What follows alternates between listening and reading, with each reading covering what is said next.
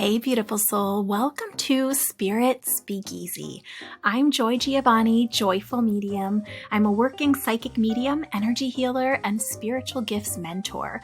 This podcast is like a seat at the table in a secret club, but with mediums, mystics, and the spiritual luminaries of our time. So come behind the velvet ropes with me and see inside my world as I chat insider style with profoundly gifted souls. We go deep, share juicy stories, laugh a lot, and it wouldn't be a speakeasy without great insider secrets and tips. You might even learn that you have some gifts of your own. So step inside the Spirit Speakeasy. Hey, beautiful soul, welcome back or welcome in for another episode of Spirit Speakeasy. This is one of the most highly requested episodes that I get. This is Ask a Medium Anything Part 4. We've done 3 of these in the past, and today I am going to be answering the most common questions I've recently received from all of you and clients, etc. And I'm going to go down a quick list of what these questions are, just so you know what you're in for in this episode, and then I will dive into them one by one. The questions we're going to answer in this Ask a Medium episode is, do you just see dead people anywhere you go? Is it overwhelming in real life to be a medium? Do you ever give readings in public, like on TV? What if I have a list of questions I want my loved one to answer in my reading? How do you know you're not connecting with a bad spirit? Will I see my loved one again when I die, or even loved ones I never got to meet? So we're going to be answering all of these questions and probably more, because I didn't really make tons of notes. I just want to kind of answer them on the fly. And I'm sure more things will come up as a result of these questions. But let's start right at the top with question 1. Do you see dead people everywhere you go? Is it overwhelming in real life to be a medium? I will say I don't feel like it's more overwhelming to be a medium than to be like just a generally energetic, sensitive person. And because I have trained as a medium and I work as a medium, I really am able to manage my energy so that it's less overwhelming, I guess. I don't the way the question is phrased is funny. Do you see dead people all the time? The way my mediumship works, I don't see the people. They don't have a physical body anymore. I don't see a physical representation of them. I more sense them and then move my awareness to connect with them. And they share details with me through sometimes quick flashes of mental pictures, through the emotions. Sometimes I will just know bits of details. We call that claircognizance. So I don't just experience crossed over loved ones, dead people.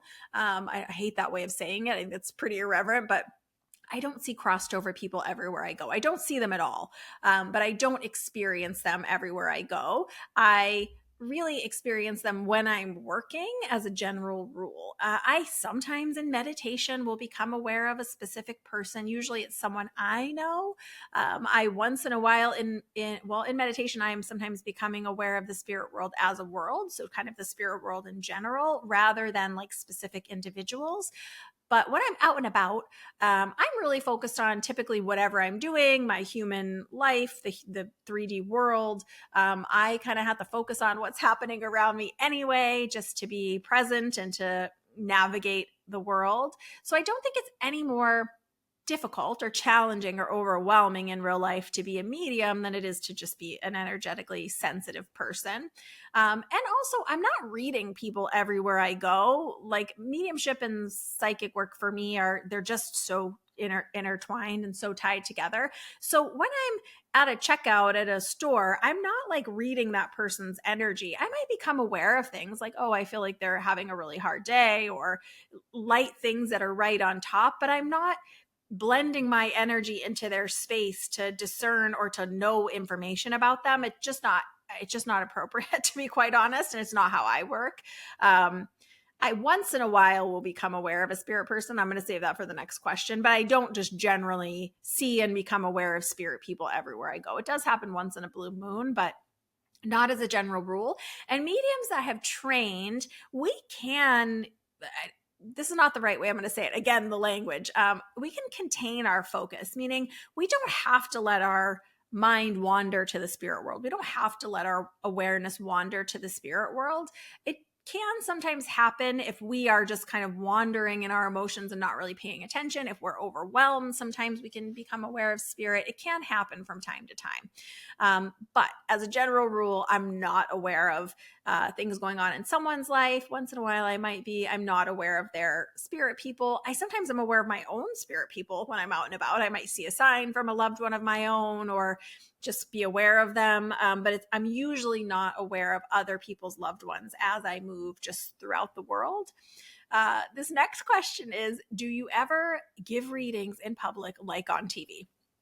As a general rule, no, but just like all rules, there are exceptions. It's not my intention when I go out in the world, like I was saying, to give readings. It's just for several reasons. One is you can really ruin someone's day if they're not available they're not ready for that, right? It's part of why someone's soul kind of calls them or pulls them or nudges them to get a reading when they're ready, when they can best receive the information.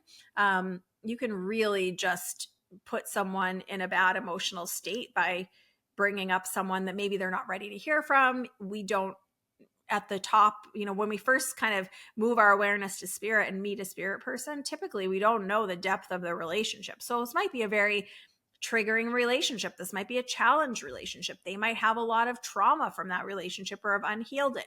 The spirit person's probably showing up to heal it.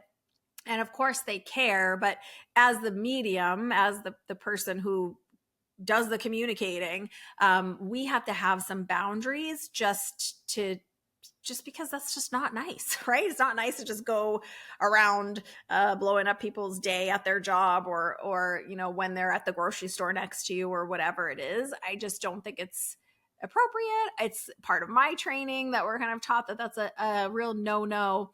However, that being said, there are exceptions to every rule, and I'm thinking of, this has only happened to me, a handful of times in the entire time that I've been a medium. I'd say it's probably less than once a year even that I will give a reading to someone in public in the world.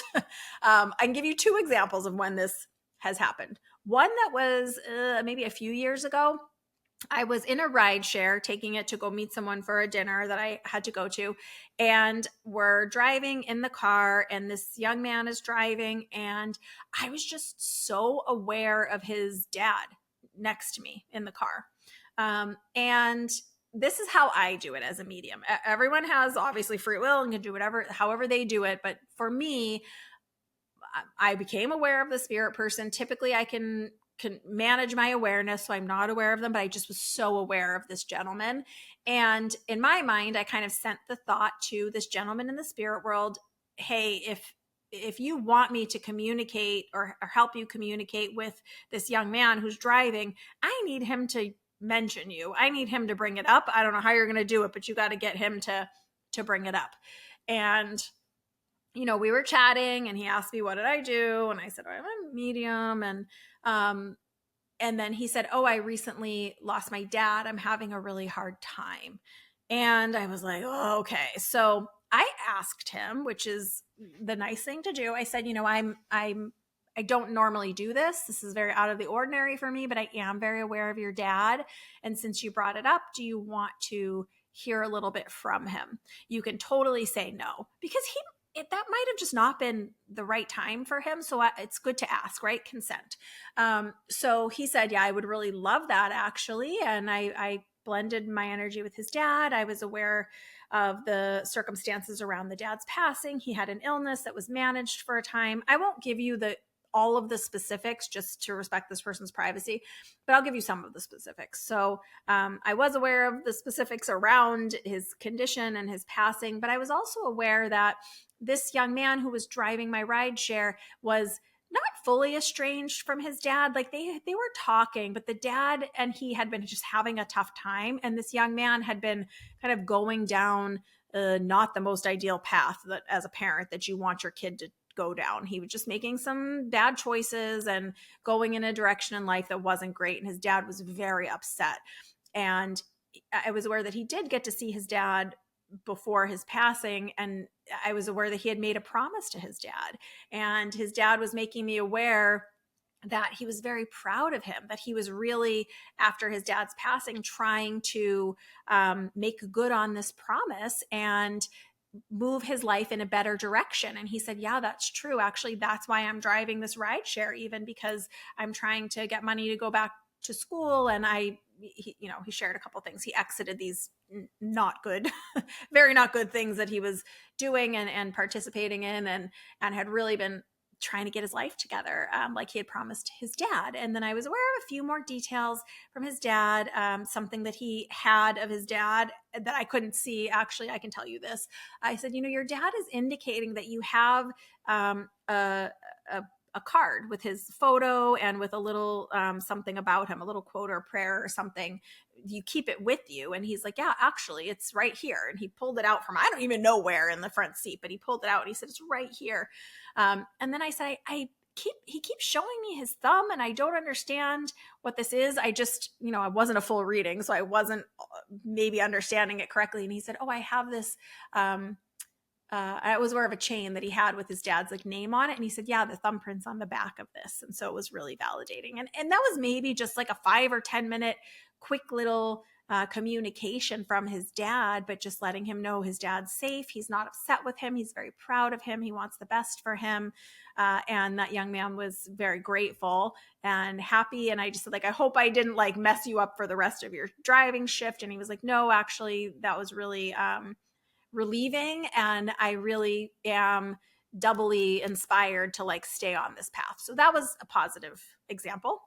I have another positive example that I can give you. There was another time recently that shout out to Ubiquitous Tara.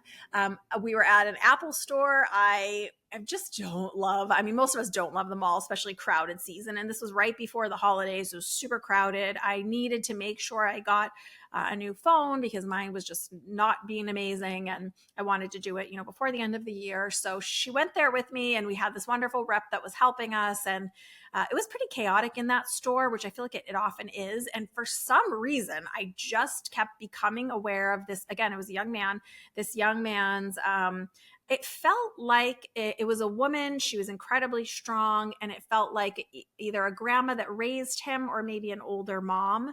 And again, I was aware of her a few different times throughout. I was at the store for a couple hours. If you've ever bought a phone or a laptop at the Apple store, you're going to be there a couple hours when it's crowded. And I was there a long time. So I was aware of her. And again, I kind of, in my thoughts, said to her, thank you so much for letting me be aware of you. I don't normally work this way. If I need to communicate with this young man on your behalf, he needs to bring it up. He needs to bring you up somehow. That's kind of my go-to. And so we're working together. And as part of it, I had to give my email and it's Joyful Medium, as you guys know, at joyfulmedium.com. And they said, oh, Joyful Media? And I said, no, Medium. And he said oh, what is that? And I said, well, essentially I talk to people that have crossed over and communicate with them and give readings. And he was like, oh, I'm so interested in that. And I just was like, okay, well, we were busy. And I kept still being aware of this woman. And he said, do you ever just become aware of people? And he's like, I have someone that I really want to know. I really would want to hear from. And I was like, well, typically no, but you do have an incredibly strong woman around you right now that I feel like helps to raise you. And she has so much love for you and is a big personality and really loves you a lot. And I was going to leave it at that. And then he said, oh yeah, that's my grandma so-and-so. And I have this memorial tattoo for her, and shows me the tattoo. And so then of course I was like, okay, well, he really opened up. And I said, since I am aware of her, would you like to hear a couple things? Because he was first he's like, I don't know if I'm kind of scared of that. And I was, just like we always talk about, I was like, it's never anything scary. It's typically just them letting you know they love you and they're around. And then that's when the whole thing happened where I said, actually, you have a woman around you, because he was curious. So then he said, yeah, I would love to hear a few things. But meanwhile, it's a busy store and his manager keeps coming up. And so it was a little bit choppy, but it was his grandma. And I brought through some lovely detail from her where they had all lived, and then where she was from, how she passed. I was aware that he wasn't able to say goodbye to her in the way that he wanted, and that there was a lot of division in the family. And so we touched into that. And then the grandma helped to bring forward or make me aware of a young man on the other side that had passed suddenly and tragically. And they had indicated that this was going to be hard for this young man at the Apple store to hear about. And so I said, I just want to say something to you, and I'm not going to go deep into it, but I am aware of a young man, like I said, that passes suddenly and tragically. That is either your best friend or a cousin that you're very, very close with. You know him kind of in your younger years, high school and early adulthood. And I said, do you understand this young man on the other side? And I could see his face was like, this was the emotional one for him, right? And so probably this was the need. This probably was who he needed to know was okay. And he was like, I do know who that is. That's my best friend. And I said, okay, I'm not going to super go into it because I'm aware it's a very difficult situation. I'm just going to give you a little bit from him. The friend had mentioned this really lovely photograph of the two of them that he said this young man that I was working with at the store had. He kind of described the photo a little bit or showed me a quick flash of what it might look like. And I knew, where he had it. And I said, he wants you to think of those days and think of him like that. I was aware that his life was taken from him as part of this complication, but he wanted his friend to know that he was okay, that he was safe and at peace. And actually, his grandma loved this young man quite a bit. So we had kind of a laugh about that. So those are my couple examples of how it can happen, but I would say it's the exception, not like the typical way it is. You could imagine that someone coming up to you, first of all, how do you even know that a medium that's going to approach you in public is on the level? You don't. And a lot of times, I can't tell you how many clients I have come in that says, oh, the girl that does my hair said she's psychic and she told me this, or the person that does my nails says they're psychic and told me this. And usually it's these really terrifying or unsettling bits about their life. And if the person's not ready for it, or if you're not trained for it, or if they're just in like at their job, or maybe they're not ready for that communication, it can just be a mess. So typically, no, I don't give readings in public like on TV. And the other thing is, while I think you guys have probably heard me say this before, I think there's a wonderful place for those TV shows and that mediumship is coming more, a little more mainstream. I think that's wonderful in a lot of ways. The thing that a lot of people don't think through, particularly with the shows where they're doing readings on the show, that scenario, whatever that person steps into, is already mic'd, it's already lit. There's already been a crew in there preparing everything, moving things to get the lighting right. So they know this reading is going to happen. Yeah. Even if it looks like on the show that this person is just getting into this scenario with this other person who then starts spontaneously reading them, they know they've signed waivers. There's all kinds of things that happen. It's not as spontaneous as it looks, but I'm not saying the mediumship's not real, because I think it is in a lot of those cases. And I actually have gotten to meet or witness or know a few of the famous mediums. So they're real mediums. It's just the scenario that they're setting up for TV is not necessarily like a genuine scenario. It doesn't happen the way it looks like it's happening. And there's a lot of editing that happens, but a crew is coming in and lighting. And like I said, your waivers are signed and all kinds of things are happening. So it's not usual for all the mediums that I know. It's not usual for us to just spring into spontaneous readings wherever we go. But it can happen. And my solution for it really is to kind of tell the spirit person, because I don't know if you've heard me say this, but actually I believe I work for the spirit world, not necessarily my clients in this world, even though of course I honor and respect them. My true, like, who I work for is the spirit side. So I will lovingly say to them, like, they need to give me the green light or bring you up in some way or ask or inquire, or they need to give some very clear indication that this is okay. Can you influence that? And they can usually, if that person is truly open, available, it's okay. Right. Yeah. Cause we don't want to do any harm, right? That's one of the core, foundational things we need to agree to as mediums or spiritual workers, like do no harm, right? So that is my answer to Do I see loved ones everywhere I go? Is it overwhelming? And do I give readings in public? The next question is what if I have a list of questions that I want my loved one to answer in my reading? Most of you guys know I do one-on-one readings, either in person in my office in San Diego or online via Zoom. I also do group readings, which sometimes are like a family group or a group of friends that know each other, and sometimes are a more public group where people are just buying tickets and it's a bunch of people that don't necessarily know each other. So readings can happen a lot of ways when you're signing up for them, and this person's wanting to know, if I come in for a session, what if I have like this list of questions I want the loved one to answer in my reading? What I can tell you is that I think it's human nature to have certain things we want to know or would like to hear about. I don't think we could even help ourselves from like mentally thinking about it or even mentally kind of making a list. But what I will say is it's much more effective to go into the reading just open-hearted and open-minded, letting the spirit person, whether it's a specific loved one or a group of your loved ones, communicate what they know you need to hear or what needs to be lifted off your heart, or what they need to communicate or clear up. So the way I like to do it is I normally, when I meet my client, whether they're in person or online, I tell them a little bit about how I work, what to expect for the session. And then I let them know if they have questions, it's okay. Just kind of hang on to them. Let me work for a little bit. Let's see what comes organically out of the communication, out of the session. And then if they still have questions at the end, we can either take a look at them.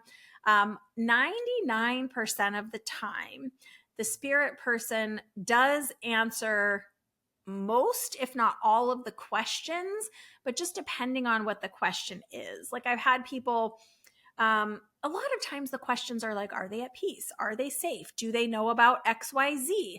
It's part of why I don't like to know the questions ahead of time, because then my mind wants to search for the answers. And a lot of times the communication and the things that they're sharing or bringing up in the reading, I don't know how they relate to the question, or I won't even know that questions are being answered as part of what they're communicating, especially if it's do they know how this affected me? Do they know that I had a baby? Do they know, depending what the questions are.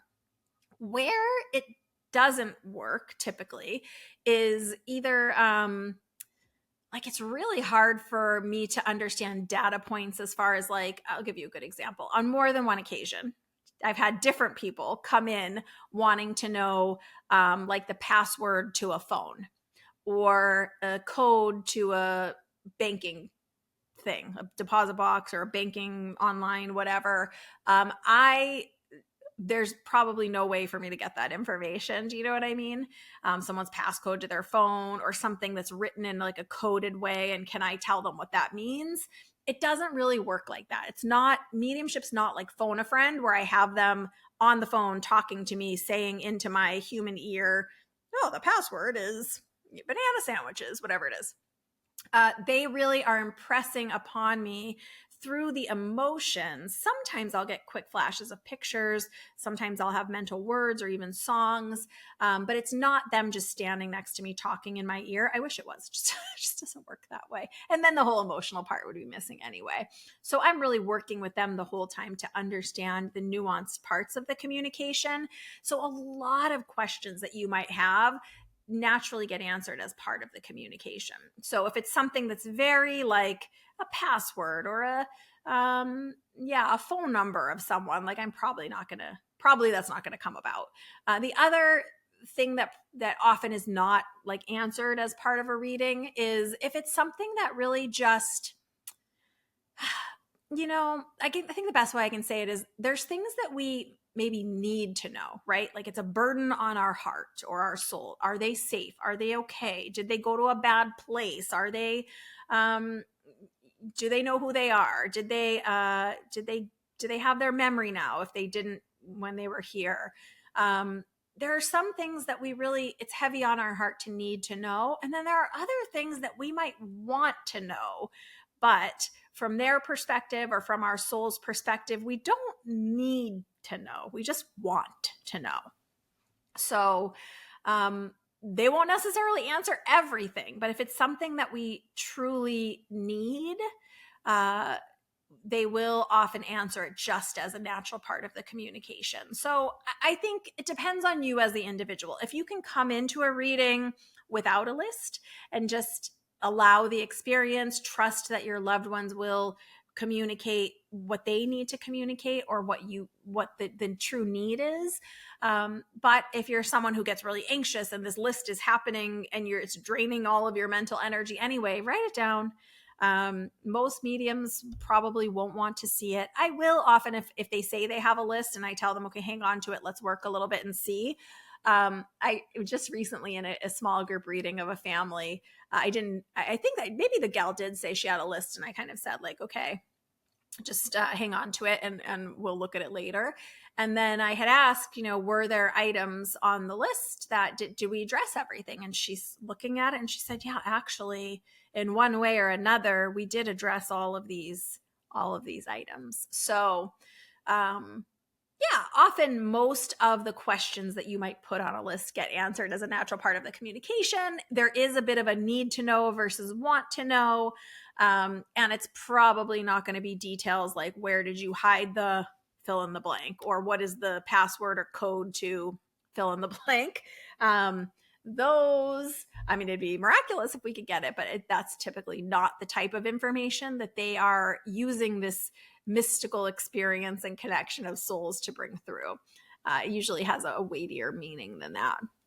So the next question, I've been asked this actually in interviews recently in the last couple of years, kind of more than I would really expect. And the question is, how do you know you're not connecting with a quote unquote bad spirit? It's not that it's a bad question, because trust me, when I first came to this work, or even before I understood this work or took part in it at all, the way I would say it is I wouldn't allow even TV shows about witchcraft that are very mainstream on mainstream networks, or cartoons. I wouldn't allow those kind of shows in my house. And I would say, I don't want to open doors I don't understand. And what I meant was, I don't know if things are bad or not bad. So what I now understand is that one, there aren't bad spirits that are with our loved ones. It's that we just return to our soul self, and the truth of our soul is love and is compassion and is the highest vibrational energy, not the challenged behaviors or personalities or struggle that we work through on this side. Our true soul self really is the more evolved version of us. So even someone that was challenged on this side, for example, once they cross over and they're communicating, those challenges have at least largely been healed, worked through, processed, understood. And there's a personal growth that happens as part of the transition usually. So that's one. Two, we all have guides as mediums, even if we don't, depending to what degree we work consciously with them. We can work very consciously and intentionally with them. They can kind of work in the background, but our guides are assisting even in the background all the time. So if they're hypothetically, even though at this point, I don't believe that there's bad spirits, just for the record, hypothetically, if there was a bad spirit that wanted to communicate, right, disguised as a person, your guide would know and wouldn't allow it.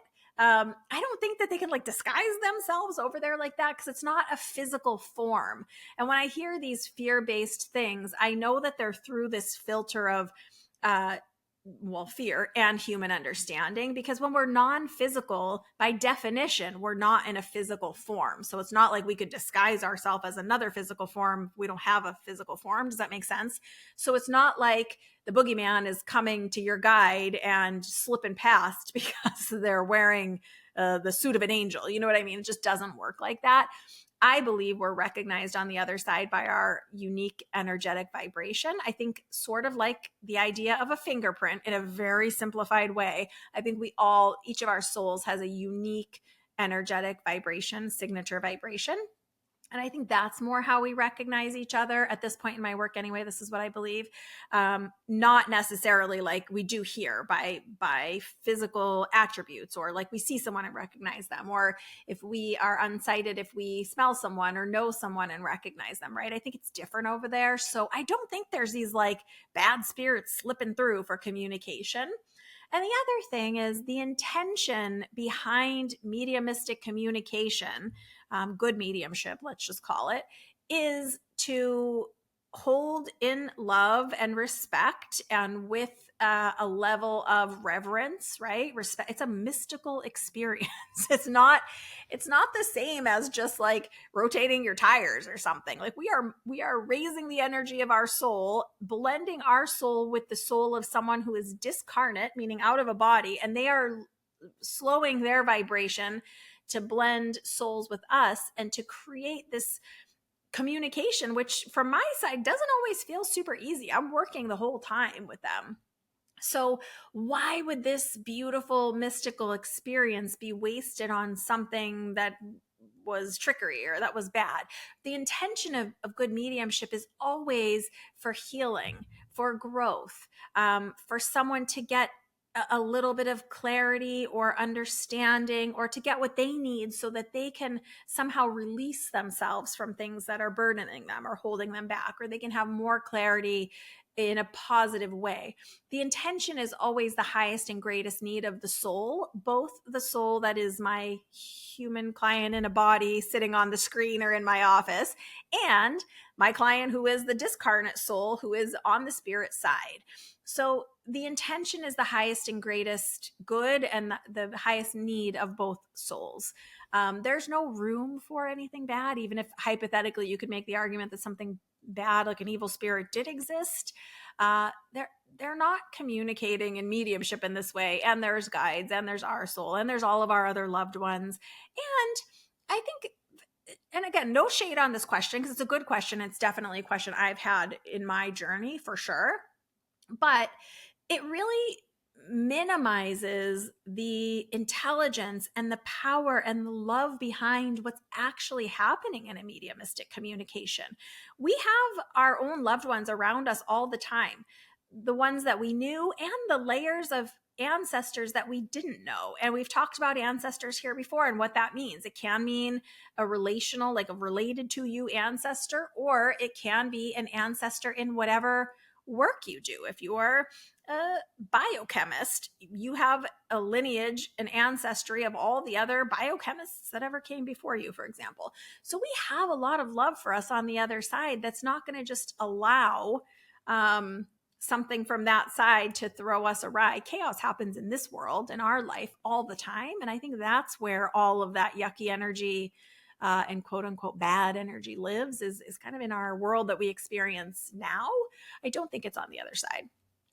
But just knowing that really all of this is a mystical experience that only happens through the love that we share, through the energy and the purity of the essence of our souls and the intelligence of our souls. They have to know who they are, who you are, what time your appointment is, what you need to hear, the connection you have with them.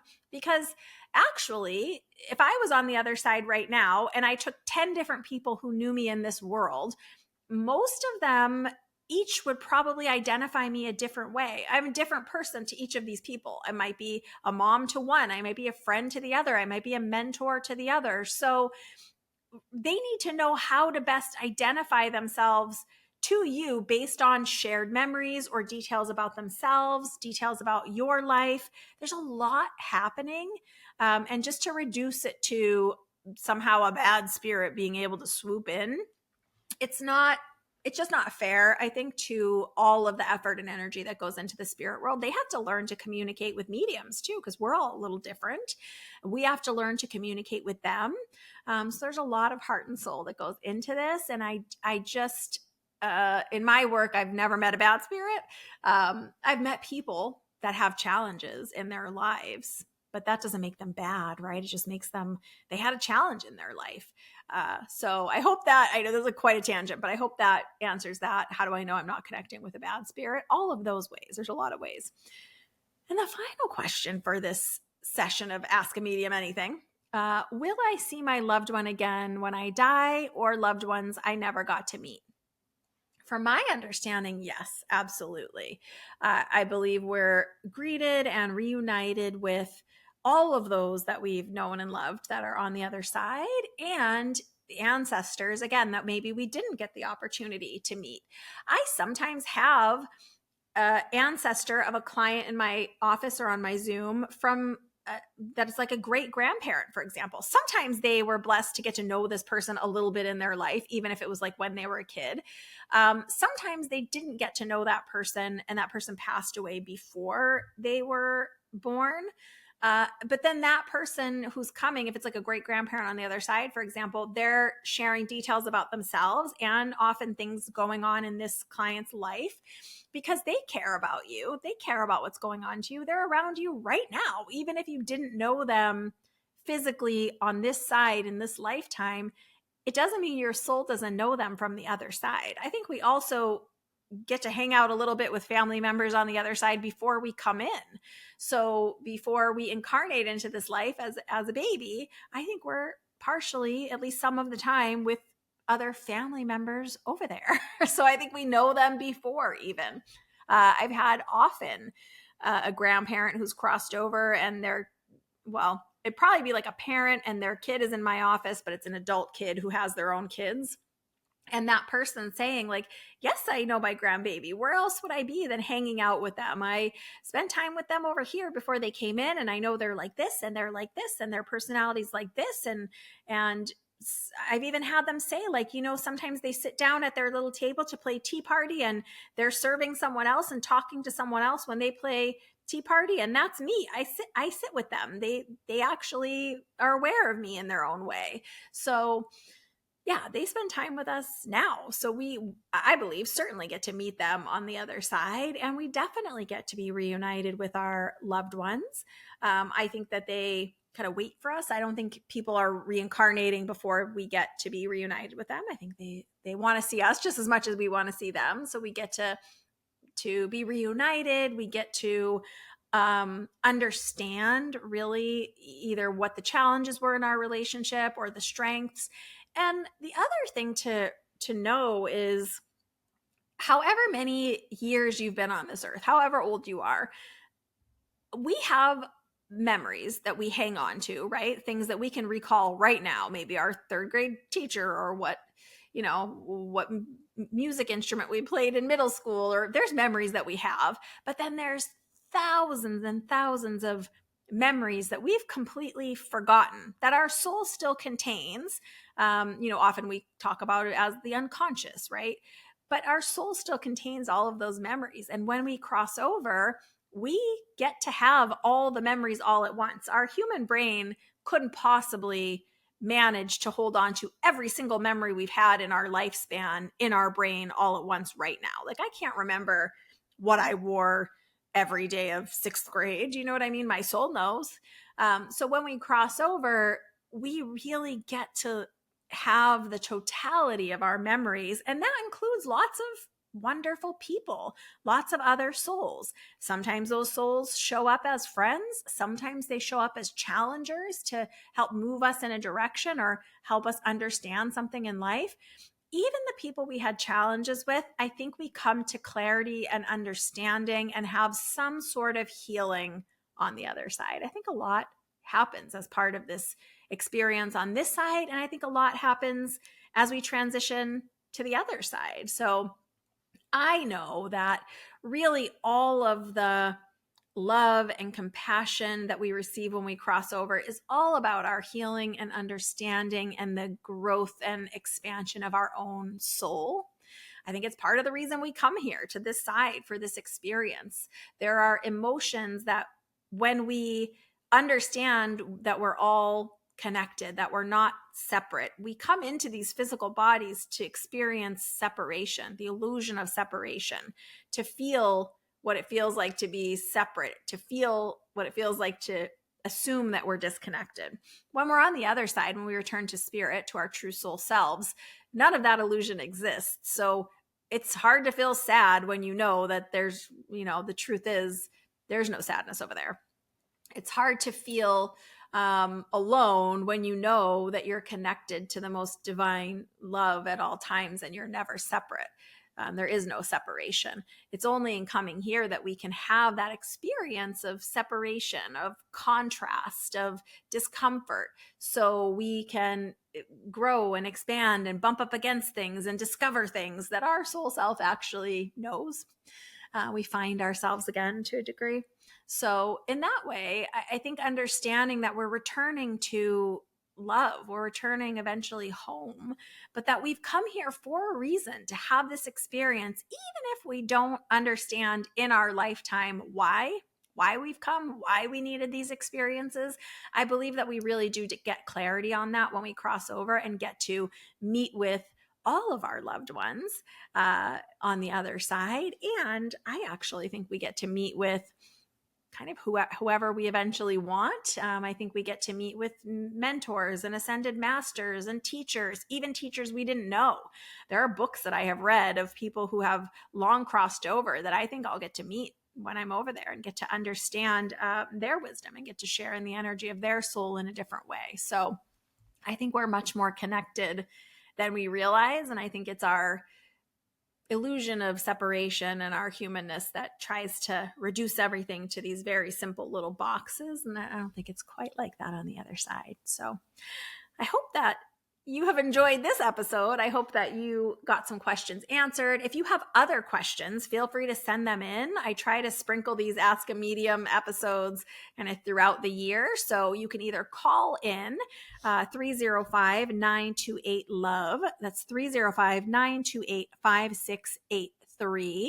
It's not a toll-free number, so carrier rates apply, I guess is how to say it. But you can just leave a quick message if you have a question that you want to ask a medium, or you can email it to admin@joyfulmedium.com. And of course, I'll be compiling another one of these question and answer sessions, but maybe, just maybe, some of these answers have opened your mind just 1 inch wider, or have even created more questions for you and can send you on this little quest of discovery yourself. Thanks for being here with me. I always enjoy getting to talk about the spirit world and mediumship, and I can't tell you how grateful I am to be able to do this work as a medium, to be able to have clients that trust me to communicate with the souls of their loved ones on the other side, and to have souls of loved ones on the other side that trust me to work with their loved ones here on this side. I'm ever grateful to be getting to do this work.